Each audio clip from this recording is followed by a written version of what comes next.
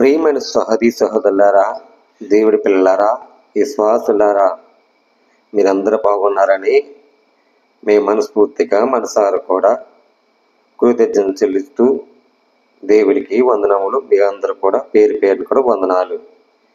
ప్రియమైన సహోదరులారా, మా ఏటిఓ చూసుకున్నందరూ కూడా అందరూ కూడా కుటుంబంలోనూ శాంతిని, సమాధానం, ఐక్యతగా ఉండాలని మనస్ఫూర్తిగా మనసారగా కృతజ్ఞతతో తెలుస్తున్నాను. మీ అందరికీ శుభములు కలుగును గాక.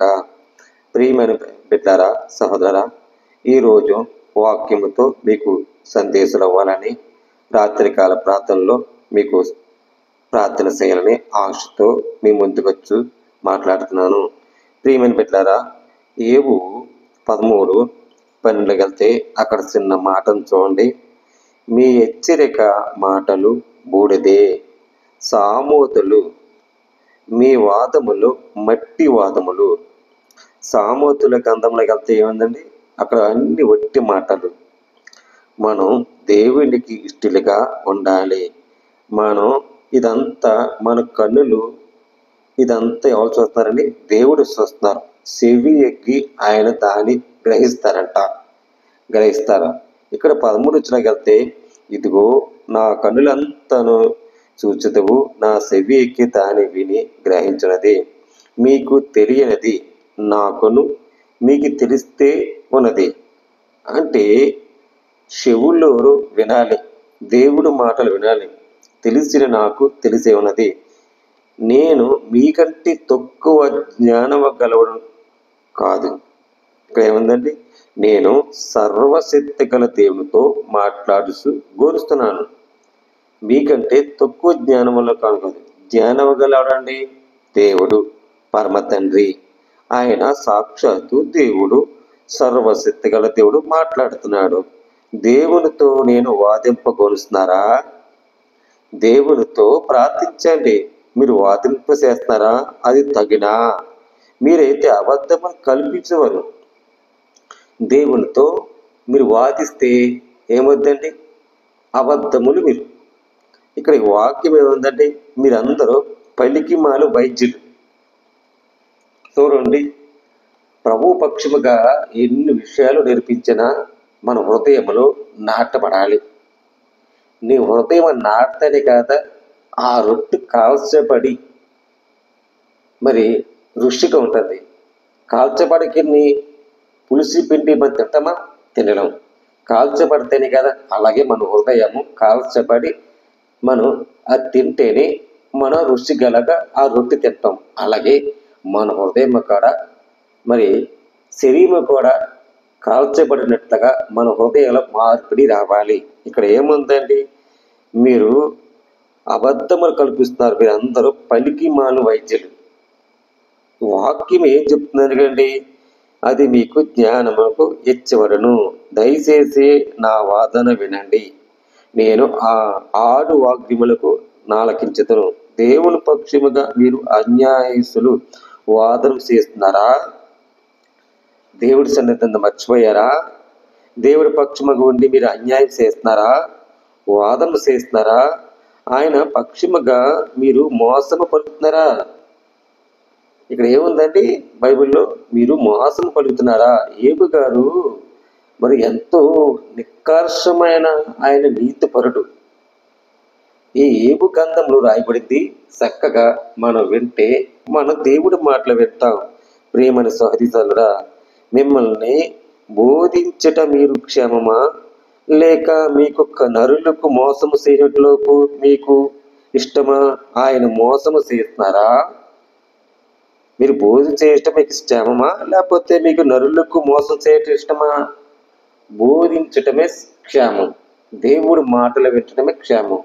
కానీ నరులకి మోసం చేయటం అది తగిన కాదు. అది మీ రహస్యముకు పక్షపాతముకు చూపిన యెడల నిశ్చయముగా ఆయన మిమ్మల్ని గద్దిస్తున్నాడు. ఏం గద్దిస్తున్నాడు? మీ పక్షపాతముకు చూపించిన రహస్యముగా మాట్లాడద్దు, రహస్యముగా మీరు చేయొద్దు. ఆయన రహస్యముగాలగా మనం ఏం మాట్లాడుతున్నామో, ఎక్కడ మాట్లాడుతున్నామో, ఏ ప్రార్థన చేస్తున్నామో ఆయన రహస్యముగా చూస్తున్నాడు. నరులు మోసం చేస్తారు, మోసం చెయ్యొద్దు అన్నాడు. ఇక్కడ ఏముందండి, మనం చాలా జాగ్రత్తగా మాటల విషయాలు చాలా జాగ్రత్తగా ఉండాలని ఇక్కడ వాక్యం సారగా మీకు నేర్పిస్తుంది.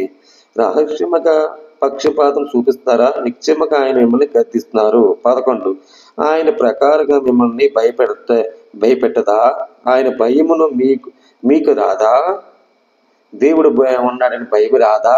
దేవుడు ఉన్నారని మీరు పక్షపాతం మీరు తెలీదా? చూపించడంలో మిమ్మల్ని ఆయన గద్దిస్తలేదా?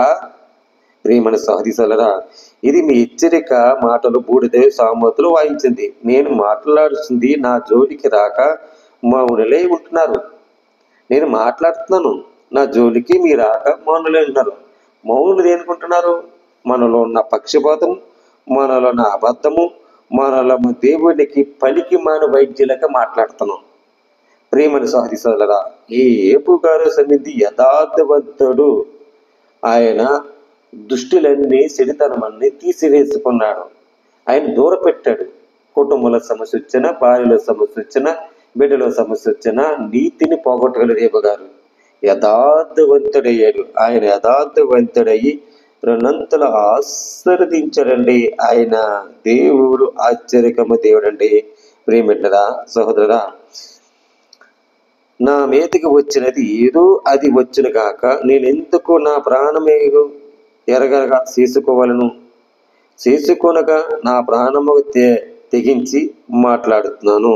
నా మాట దేవుడు అంటాడు, ప్రాణము తెగించి నేను మాట్లాడుతున్నాను. నా మాట మీరు ఎందుకు ఎగతాళి చేస్తున్నారు?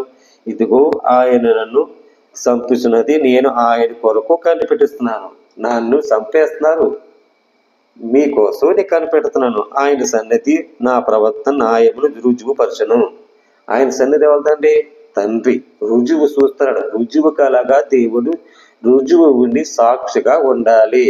మనం పరమ వైద్యులుగా ఉండకూడదు, కానీ ఆయన సాక్షాత్తుకు పరమ వైద్యుడు, సర్వశక్తి గల దేవుడు అని ఆయన లోకములో ఉండాలి. భక్తిహీనులకు ఆయన సన్నిధికి తగింపను. నా వాళ్ళ జన్మలకు శ్రద్ధగా ఆలకించండి. నా ప్రజానిక వాక్యముకు మీ చెవులు సోరనియండి. వాక్యానుసారంగా మీ చెవులు వినపడాలి. అప్పుడు వినపడితే మనం ఎందుకు గ్రహిస్తామంటే మీ ఆలోచన నా వాక్యమునకు సరి చేసుకున్నారు. నేను నిర్దేశముగా కనబడిందని నాకు తెలియను. నేను నాతో మాట్లాడుతున్నాను, కానీ దేవుడు నిర్దేశంగా ఉన్న అక్కడ కనపడుతుంది. అక్కడ ఏముందండి? మరి అక్కడ ఉన్న రాజ్యపరమంలో ఆయన శ్రీయశ్రీ నిర్దేశం చేసేది, కానీ ఆయన కనపడుతుంది. రాజు ఏం చెప్పి వచ్చాడు? మీకు నిర్దేశం కనబడుతుంది, ఈ పాపాలు నా బిడ్డలు రాకూడదు, తాను చేయి కడుక్కున్నాడు. ఇది బిడ్డరా, మరి ఆ కొన్న మరి దేవుడు మనం ఏదైనా మన మాట్లాడే విధానం జాగ్రత్తగా ఉండాలని ఉంది. ఎవరైనా నుండినలా నేను నోరు మూసుకొని ప్రాణము విడిచుదను. మా ప్రభువు మాట్లాడక నోరు మూసుకొని ప్రాణము విడిచిపెట్టాడు. ఎందుకు విడిచిపెట్టాడు? మన కోసం విడిచిపెట్టాడు ప్రాణం. మన కోసం త్యాగం చేశాడు. మన కోసం ప్రాణం పెట్టాడు. మన కోసం శైలాంతకుండి మౌనముగా ఉండి ఉన్నాడు. ఎందుకని? తండ్రి చెప్పాడు, ఆ లెక్క ప్రకారంగా లెక్క అప్పచెప్పాలి. ఆయన కుమారుడిగా వచ్చి తన లోక పాపముల్లోనూ అలా ఉన్నారు. ఈ ప్రపంచానికి లోక పాపములను అలా క్షమించి, ఇదిగో నేను గొర్రెక పిల్లగా వస్తున్నాను, లోక పాపములు క్షమించేవాడు నేనే, గొర్రె పిల్లగా వచ్చినవాడు నేనే అన్నాడు. ప్రియమిట్లరా, ఆయన మరి ఏ పాపము లేని ఎరగని వాడు యేసయ్య, కానీ మనమే పాపములుగా ఉండిపోయాము అంటున్నాడు. నేను అప్పుడు నీకు ముఖాముఖిగా ఉందును, నీ చెయ్యి నా మీదకి తొలగింపము, నీ భయము నన్ను బెదిరింపనీకము, అప్పుడు నీవు పిలిచిన నీకు ఉత్తరం ఇచ్చేదను. ఏమనండి? నేను పలికెదను, నీకు నా ఉత్తరం ఇచ్చేదను. అప్పుడు నా దోషములెన్నో నా పాపములను అతిశయముగా నా పాపము నాకు తెలియజేయము. దేవునికి పాపములు ఆయన తెలియజేస్తే ఉత్తరం ఇస్తానడం. ఉత్తరం కావాలి. ఈ రోజుల్లోనూ మరి దేవుడి సన్నిధిలో నాకు దేవుడు వాగ్దాన ప్రకారముగా ఆయన స్వతంత్రించుకున్నాడు. స్వతంత్ర ప్రకారముగా వాగ్దానం నెరవేర్చే వరకు ఆయన అంగీకరించుకొని నడుచుకోవాలని ఈ రోజుల్లో ఎవరికి లేదు. ఎందుకంటే పాత రోజు జీవితానికి అలవాట్లు పడిపోయి దేవుడు సాక్షాత్తు ఆయన హెచ్చరిక చేస్తున్నాడు అన్నాడు. బూడిద వాదములు ఉంటివి. బూడిద చాలా మంది పాపములు చేస్తారు, ఒత్తి మాటలు, బూడిద బట్టి మాటలు చేస్తే బూడిద చేస్తే గాలి ఎగిరిపోతుంది. అలాగా హెచ్చరిక చేస్తారు. వాళ్ళ మాటలు మనం నమ్మద్దు. ఎందుకంటే సాక్షాత్ ప్రభువు, సాక్షాత్ దేవుడు నిన్ను ప్రేమించేవాడు. ఒట్టి మాటలు, మోసం గారి మార్కులు, అబద్ధము ఉంటది. అలా అబద్ధములు అవి మనం పలకకూడదు. నీతిని యథార్థము దేవుడు ఉన్నాడని మనం గుట్టినట్టుగా మనం ఉండాలి. ఆయన ముఖాముఖిగా మనం మాట్లాడాలి. ప్రియమైన సహోదరరా, మనం మరి ఆయన నీ భయమును నన్ను బెదిరింపకము అని మనం ఉండాలి. భయముకు భయపడకు, దేని దిగపడకు, మోషే తోడినట్లుగా నీకు తోడి అంటాం యెహోషువా అన్నాడు ప్రభువు. ఆ పక్షిమగా మనం నిలబడి చక్కగా ఆత్మసారంగా ఉండాలని ఈ బైబిల్లో రాయబడింది. ప్రియమైన బిడ్డలారా, సహోదరులారా, నీవు నాకు కఠినమైన శిక్ష విధించి ఉన్నావు. నా బాల్యకాలంలో పాపములు నాకు స్వస్థతముగా నీకు విధించము. బొండలో నాకు కాలు బిగించున్నావు. నా ప్రవర్తన అంతయు నీవు కనిపెట్టున్నావు. నా అంతకాలకు నేను గురించి మూలిగి శిక్షించున్నావు. సిమ్మట కొట్టిన వస్త్రములు బట్టి వాటి చుట్టూ గిరిగిరిసి వాసిని కనిపెట్టున్నావు. ప్రియమిడ్డరా, స్త్రీను నరులకు కొద్ది కాలమని మిక్కిడికి బాధ ఉంటుంది. స్త్రీ కన్నప్పుడు ఏం చేస్తుంది? అది కొద్ది దినమే మిక్కిడికి బాధపడుతుంది.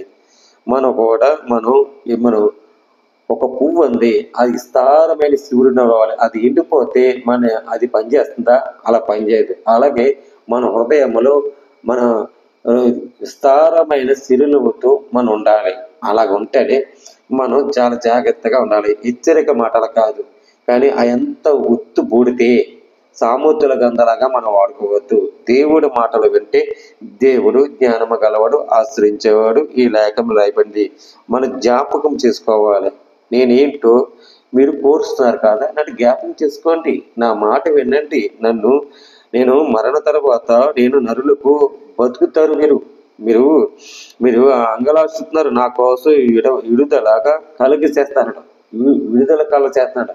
ఆయన అభిషేకించేవాడు యథార్థమును ఆయన కనిపెట్టున్నాడు. ఆయన పిలుస్తున్నాడు. నీవు ప్రత్యక్షంగా ఏ ప్రకారం ఉంటున్నావో దాని ప్రకారముగా మన హస్తకృత్యములుగా అదే ఏడల నీకు ఇష్టము కలగాలట. ఇష్టం కలిగితే అక్కడ మన ప్రాణమును మరి సహించలేక పోతున్నామని అనుకుంటాం మనం. కానీ మన ప్రాణానికి త్యాగం చేసేయన, మన ప్రాణానికి ఆయన ఆశ్రయించేవాడు, మన నెమ్మది ఇచ్చేవాడు ప్రభు ఒక్కడే. ప్రియమైన సోదరులారా, ఈ విషయం తెలుసుకోవాలని మీరు అందరికీ మనవి చేస్తాను. ఈ విషయాలు చక్కగా ప్రేమించి ఆశ్రయించి నెమ్మది సమాధానం ఇవ్వాలని ప్రభు పేరట మీరు అందరికీ పేరు పేరున వందనాలు చేస్తాను. దేవుడి మాటలో దీవించి ఆశ్రయించిన కాక ఆమె. ప్రార్థన చేద్దాన్ని. పరిశుద్ధమైన ప్రేమ గల తండ్రి, కృపగల దేవా, స్తోత్రాలు. అనేక బిడ్డలకు రక్షణ తెచ్చండి, అనేక బిడ్డలకు కార్యం తెచ్చండి ప్రభా. నీ ఇష్టముతో నీ ప్రేమతో నడిపించి గొప్ప కార్యం తెచ్చి ఆశ్రయించండి. మేలు చేయమడుతుంది తండ్రి నాయన. నీ చిత్తం సారంగా నీ చిత్తముతో ఇష్టముతో అనేక రక్షణ తెచ్చిన ప్రభా. దేశ విదేశాల కొరకు ప్రార్థిస్తున్నాం నాయన. వాళ్ళందరూ క్షేమంగా, బిడ్డల కొరకు, భార్యల కొరకు, భర్తల కొరకు క్షేమంగా నీ ఆశలు నింపమని కార్యం తెచ్చని ప్రార్థిస్తున్నాం. నీ చిత్తం నెరవేర్చినట్లుగా ప్రభా కార్యం తెచ్చమని ఆశ్రయించమని మేలు చేయమని ప్రార్థిస్తాం తండ్రి నాయన. తెలుగు 2 రాష్ట్రాల కోసం ప్రార్థిస్తున్నాం. వాళ్ళ బిడ్డల కోసం క్షేమంగా, వాళ్ళ బిడ్డలుగా కనికరించి సమాధానిక ఐక్యతగా నడిపించి ఆశ్రయించి నెమ్మది అయ్యా సమాధానికత దర్శించి ప్రభా. ఈ లోకంలో మాకు ఆశించింది, ఈ లోకంలో మాకు లేదు, నువ్వు తప్ప మాకు ఎవరులేరయ్యా. నువ్వు తోడు నీడుగా ఉండి సాక్షాత్తుగా నడిపించే గొప్ప కార్యముతో దర్శించమని ప్రార్థిస్తున్నాం నాయన. నీ చిత్తం సారంగా నడిపించే జ్ఞానముతో ఆదరించి ప్రేమించమని, గొప్ప వరాలకు సాక్షి నడిపించమని ఆదిస్తున్నాం తండ్రి. ఆరోగ్యం కొరకు, బిడ్డల కొరకు, క్షేమం కొరకు, అలాగే చదువుల్లో మంచి భవిష్యత్తు కొరకు, క్షేమం కొరకు ప్రార్థిస్తున్నాం దయగల తండ్రి. ప్రతి మానవులు, ప్రతి భారతీయులు దీవించి ఆశ్రయించి నడిపించండి ప్రభా. మేలు సేవని ప్రార్థిస్తాం తండ్రి. ఈ లోకంలో మాకు విశ్వాసం నాయన మాకు లేకపోయిన నమ్మదలిగిన వాడు ప్రభా. మేము చేసిన అపరాధులు, మేము చేసిన పాపములు క్షమించి మమ్మల్ని కనిపెట్టి మాకు ఉత్తరం ఇస్తానా తండ్రి నాయన. నీ స్తోత్రాలు తండ్రి అయ్యా. ఆనాడు ప్రభా ఎంతమంది ప్రభావములు జనములు రక్షించి గొప్ప కార్యం చేసిన గ్రహింపలేని ప్రభా నాయన గ్రహించే తండ్రి నాయన. పర్వతులు తొలగిపోతే ప్రభా ముందుగే ప్రభా పుట్టించిన వాడు, దేవునికి ఆలోచనకర్తగా చేసిన వాడు నువ్వే తండ్రినా జ్ఞానవంతుడు నేను అతిగా అతి సందూరమైన నువ్వే తండ్రినా అయా గొప్ప కార్యం తెచ్చని ఆదరించమని ప్రార్థిస్తున్నాం. ఈ లోకంలో ప్రభా తెలిసి తెలియక ప్రభా ఎంతమందో వాళ్ళందరూ క్షమించి ప్రతి కుటుంబం లేవలెత్తి బాగు చేయమని క్రీస్తు యేసు పరిశుద్ధాత్మ పెట్టంలో వేడుకుంటున్నాం పరమ తండ్రి. ఆమె రైతులండి అందరికి వందనాలు. దేవుడు మీ కుటుంబాన్ని దీవించి ఆశ్రయించను గాక. ఆమె.